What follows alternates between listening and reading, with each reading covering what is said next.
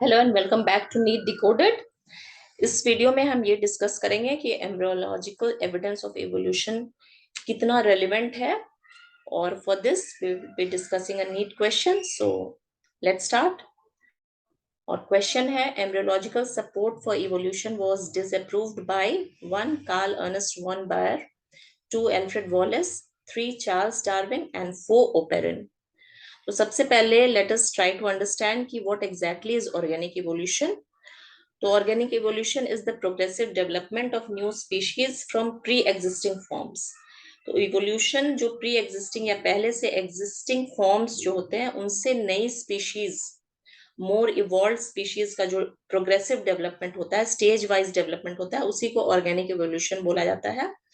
तो अब हम बढ़ते हैं एम्ब्रियोलॉजिकल एविडेंस ऑफ इवोल्यूशन की तरफ।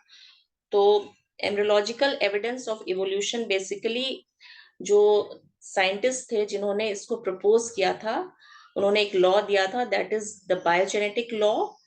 और उन्होंने ये कहा था, एक स्टेटमेंट एक्चुअली दिया था, that statement is ontogeny recapitulates phylogeny. This is the biogenetic law. और इस स्टेटमेंट का मतलब है कि an organism repeats stages of its evolutionary history during various stages of its embryonic development और ऑन्टोजेनी। तो ये जो एम्ब्रियोनिक डेवलपमेंट है, जैसा कि इस पिक्चर में आप देख सकते हैं, इसे कई स्टेजेस हैं। अर्ली एम्ब्रियोनिक स्टेज आपको दिखाई दे रहा होगा, और ये मिडिल स्टेज है, and then the mature embryo और फीटस बन रहा है। सो एम्ब्रियो से फीटस तक की जो जर्नी है वो कई स्टेजेस में होती है, और इन स्टेजेस को हम ऑन्टोजेनी बोलेंगे। और ये जो होता है ऑर्गेनिज्म के फाइलोजेनी को रिकैपिचुलेट या रिपीट करता है। So basically each embryos developmental stage represents the adult stage of an evolutionary ancestor. किसी भी उसके ऑर्गेनिज्म का जो एम्ब्रियो का डेवलपमेंट होता है वो बेसिकली रिप्रेजेंट करता है उसके एंसेस्टर के डेवलपमेंटल स्टेजेस को। ये जो थ्योरी था वो एम्ब्रियोलॉजिकल एविडेंस ऑफ इवोल्यूशन को बेसिकली एक्सप्लेन करता है, राइट।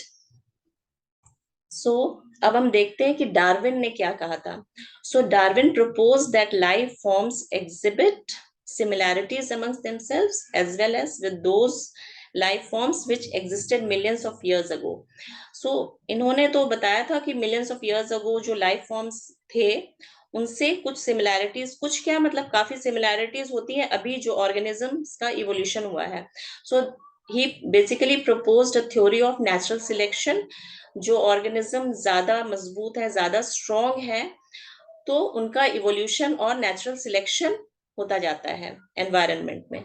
और this was also supported by Wallace, right. Now अब क्या था कि ओपेरिन का हम देख लें एक बार। तो Oparin and हेल्डेन proposed chemical evolution.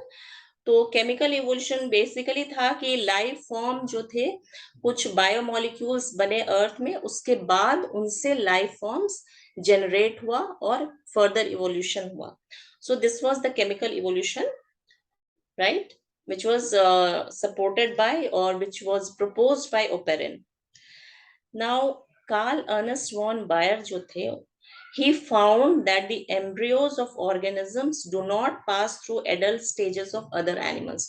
उन्होंने वो एविडेंसेस दिया कि ऐसा कुछ नहीं होता है कि एम्ब्रियो का डेवलपमेंट जो होता है वो एडल्ट स्टेजेस ऑफ किसी एंसेस्टर को रिप्रेजेंट करता है या उसी के अकॉर्डिंग ये डेवलपमेंट हो रहा है।